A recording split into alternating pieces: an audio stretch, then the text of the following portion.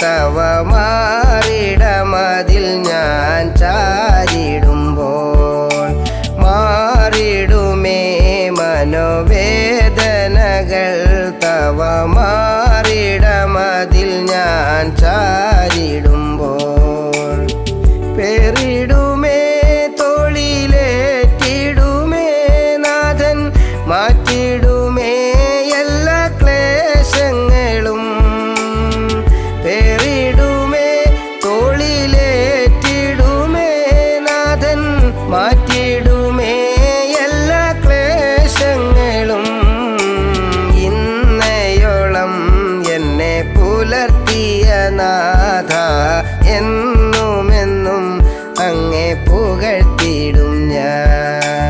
ഇപ്പോൾ നാം ശ്രവിച്ചുകൊണ്ടിരിക്കുന്നത് morning voice എന്ന ആത്മീയ ശുശ്രൂഷയാണ്. ഇന്ന് ദൈവവചനത്തിൽ നിന്നും കർത്താവിൻ്റെ ദാസൻ വിനോദ് തോമസ് കോട്ടയം ധ്യാനചിന്തകൾ പങ്കുവയ്ക്കുന്നു. ദൈവനാമം മഹത്വപ്പെടുമാറാകട്ടെ. മോർണിംഗ് വോയിസിലൂടെ ദൈവവചനം ശ്രവിക്കുന്ന ഏവർക്കും കർത്താവായ യേശു ക്രിസ്തുവിന്റെ നാമത്തിൽ സ്നേഹവന്ദനം.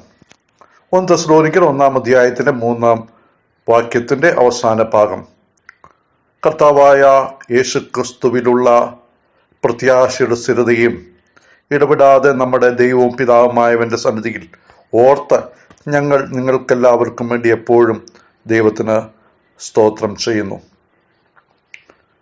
തെസ്സലോനിക്ക വിശ്വാസികളെ ഓർത്ത് ദൈവത്തിന് സ്തോത്രം ചെയ്യാൻ കാരണമായ 3 കാര്യങ്ങളെക്കുറിച്ച് നാം ചിന്തിച്ചുകൊണ്ടിരിക്കുകയാണ്. 1, അവരുടെ വിശ്വാസത്തിന്റെ വേല.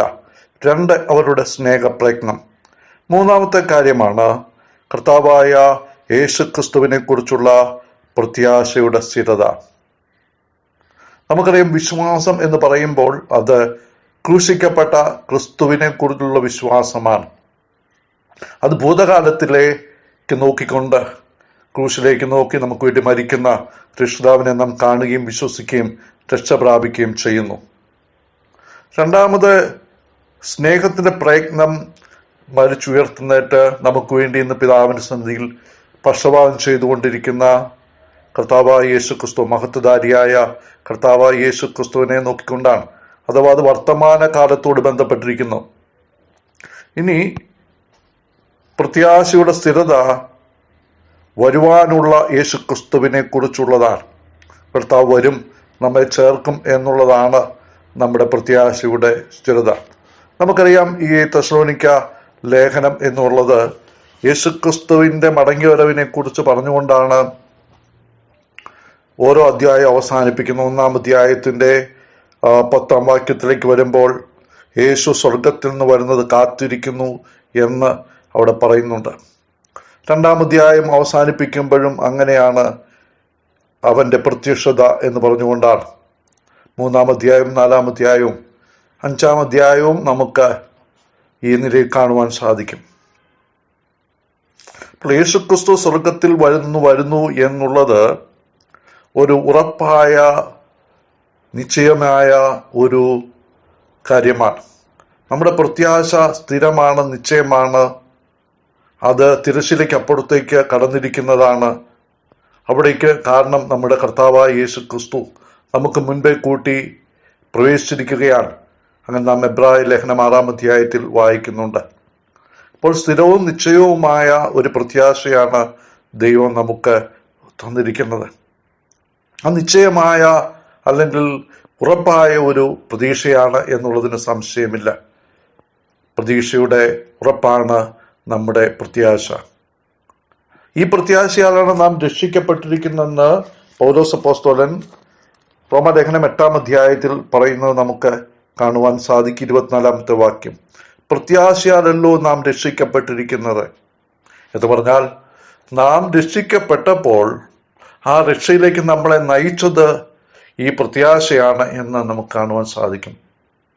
മൺമറഞ്ഞു പോയ ഒരുവനല്ല വിശ്വസിക്കുന്നവരെ, തന്നിൽ പ്രത്യാശിക്കുന്നവരെ ചേർക്കാൻ കർത്താവ് വരും എന്നുള്ള അനുഗ്രഹീതമായ ആ പ്രത്യാശ നമുക്ക് രക്ഷയ്ക്ക് കാരണമായി തീർന്നു. അത് ഇപ്പോൾ കാണുന്ന പ്രത്യാശയല്ല. ഒരുത്തൻ കാണുന്നതിനായി ഇനി പ്രത്യാശിക്കുന്ന എന്തിന് എന്ന് പൗലോസ് ചോദിക്കുന്നു. കാണുന്നതിന് വേണ്ടി പ്രത്യാശിക്കുന്നതിന്റെ ആവശ്യമില്ല, എന്നാൽ കാണാത്തവനായിട്ട് പ്രത്യാശിക്കുന്നു, എങ്കിലും അതിന് ക്ഷമയോടെ കാത്തിരിക്കുന്നു. അപ്പോൾ പ്രത്യാശയുള്ള ഒരു ദൈവ പൈതലിന് ആവശ്യമായിരിക്കുന്ന ഒരു കാര്യം എന്താണ്? സ്ഥിരതയാണ്. പ്രത്യാശയ്ക്ക് വേണ്ടി ക്ഷമയോടെ കാത്തിരിക്കുക, മന്ദതയുള്ളവരാകാതെ, ഉത്സാഹമില്ലാത്തവരാകാതെ, ഉത്സാഹത്തോടെ മന്ദതയോടുകൂടി, മന്ദതയില്ലാത്തവരായി പ്രത്യാശയ്ക്ക് വേണ്ടി കാത്തിരിക്കണം എന്നാണ് നമുക്ക് കാണുവാനായിട്ട് സാധിക്കുന്നത്. ജീവിതത്തിൽ കഷ്ടങ്ങളും നഷ്ടങ്ങളും പ്രശ്നങ്ങളും പ്രതിസന്ധികളും വരുമ്പോൾ നാം പ്രത്യാശ കൈവിടരുത്. വാഗ്ദത്തം ചെയ്തവൻ വിശ്വസ്തനാണ്, അവിടുന്ന് വരും. ചിലർ താമസിക്കുന്നത് പോലെ കർത്താവ് തൻ്റെ വാഗ്ദത്തം നിറവേറ്റുവാൻ താമസിക്കുന്നില്ല. അവിടെ തക്ക സമയത്ത് തനിക്കായി കാത്തുനിന്ന രക്ഷയ്ക്കായി ഇനിയും പാപം കൂടാതെ വീണ്ടും പ്രത്യക്ഷനാകുന്നവനാണ്. അപ്പോൾ ഈ തെസ്സലോനിക്ക വിശ്വാസികൾ ഇപ്പോൾ കഷ്ടതയിലൂടെ കടന്നുപോയിക്കൊണ്ടിരിക്കുകയാണ്. അങ്ങനെയുള്ള അവരുടെ ആ കഷ്ടതയുടെ മധ്യത്തിലും അവർക്ക് കർത്താവായ യേശു ക്രിസ്തുവിനെ കുറിച്ചുള്ള പ്രത്യാശയുടെ സ്ഥിരതയുണ്ട്. അവർ ആ പ്രത്യാശയിൽ നിലനിൽക്കുകയാണ്. സഹിഷ്ണുതയും സ്ഥിരതയും തമ്മിലുള്ള വ്യത്യാസമുണ്ട്. സഹിഷ്ണുത എന്ന് പറഞ്ഞാൽ പ്രതികൂലമായ സാഹചര്യങ്ങളിൽ നിലനിൽക്കുന്നതിനെയാണ് സഹിഷ്ണുത എന്ന് പറയുന്നത്. സ്ഥിരത എന്ന് പറയുന്ന സഹിഷ്ണുതയുടെ ഫലമാണ്. നിലനിൽക്കുന്നു എന്ന് മാത്രമല്ല, ആ പ്രത്യാശയിൽ മുന്നേറുന്നതാണ് സ്ഥിരത. അതിൽ നിന്ന് മാറാതിരിക്കുന്നതാണ്. ആ പ്രത്യാശയിൽ നിന്ന്, ആ സുവിശേഷത്തിന്റെ പ്രത്യാശയിൽ നിന്ന് നാം ഇളകാത്തവരും അടിസ്ഥാനമുള്ളവരുമായിരിക്കണം എന്ന് നാം വായിക്കുന്നുണ്ട്. ആ കൊരിന്ത്യർ ലേഖനത്തിലേക്ക് വരുമ്പോൾ അങ്ങനെ 1-ാം അധ്യായം അവസാനിപ്പിക്കുന്നത് പൗലോസ് അത് പറഞ്ഞുകൊണ്ടാണ്. ആ സുവിശേഷത്തിന്റെ പ്രത്യാശയിൽ നാം ഉറപ്പുള്ളവരായിരിക്കണം, നാം സ്ഥിരതയുള്ളവരായിരിക്കണം എന്ന് നമ്മെക്കുറിച്ച് ദൈവം ആഗ്രഹിക്കുകയാണ്. ആ പ്രത്യാശയിൽ സ്ഥിരതയുള്ള ഒരു ജീവിതം നയിക്കുവാൻ ഇടയായിത്തീരണം. പ്രത്യാശയുള്ളവരുടെ പ്രത്യേകത എന്താണ്? അഥവാ പ്രത്യാശയുള്ള ഒരു ജീവിതത്തിൽ നാം എന്താണ് കാണുന്നത്? പ്രത്യാശയുള്ള ഒരു ജീവിതം എന്ന് പറയുമ്പോൾ അത് ഒരുക്കമുള്ള ഒരു ജീവിതമാണ്. കർത്താവിന്റെ വരവിന് വേണ്ടി നാം ഒരുങ്ങണം. കർത്താവ് പറയുന്നുണ്ടല്ലോ, ഒരുങ്ങിയിരിക്കുന്നവരെയാണ് കർത്താവ് സ്വീകരിക്കുന്നത്. ഒരുങ്ങാതെ പോയവര്, കൈവിട്ടു പോയ ഒരു കാര്യങ്ങളെക്കുറിച്ചുള്ള ഉപമകൾ നമ്മുടെ കർത്താവ് പറയുന്നുണ്ട്. ക്രിസ്ത്യൻ ജീവിതത്തിൽ അടിസ്ഥാനമായിട്ടുള്ള 3 കാര്യങ്ങളാണ് വിശ്വാസവും പ്രത്യാശയും സ്നേഹവും. കർത്താവിന്റെ വരവിനെ കുറിച്ചുള്ള ആ പ്രത്യാശ ദൈവപൈതലിനുണ്ടായിരിക്കേണ്ടത് ഏറ്റവും ആവശ്യമാണ്. പ്രത്യേകിച്ച് ഏറ്റവും അന്ത്യ കാലഘട്ടത്തിൽ എത്തിയിരിക്കുന്ന നമ്മെ സംബന്ധിച്ചിടത്തോളം പ്രത്യാശയുടെ ധൈര്യവും ഉറപ്പും നമുക്കുണ്ടായിരിക്കേണ്ടത് ആവശ്യമാണ്. പ്രത്യാശ ഉണ്ടോ എന്ന് എങ്ങനെ നമുക്കറിയാൻ പറ്റും? പ്രത്യാശ ഉള്ള ഒരു ദൈവ പൈതൽ ദൈവത്തിന്റെ വചനം അനുസരിക്കുന്നവനാണ്.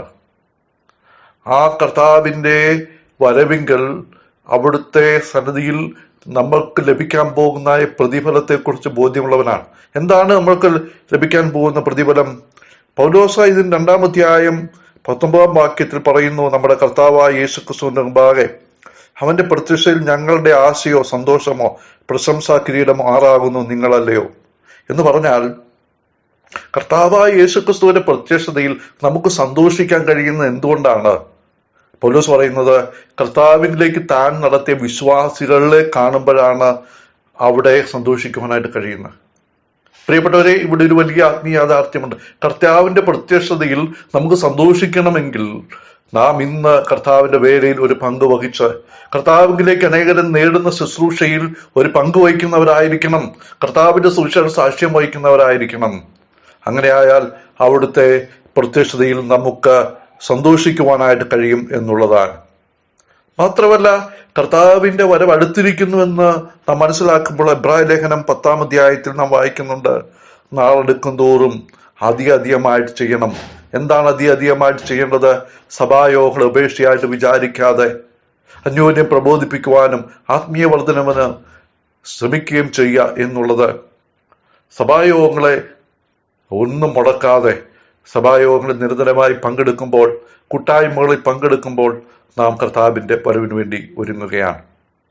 മാത്രമല്ല, കർത്താവിന്റെ വരവെങ്കിൽ നാം എത്ര വിശുദ്ധ ജീവനും ഭക്തിയും ഉള്ളവരായിരിക്കണം.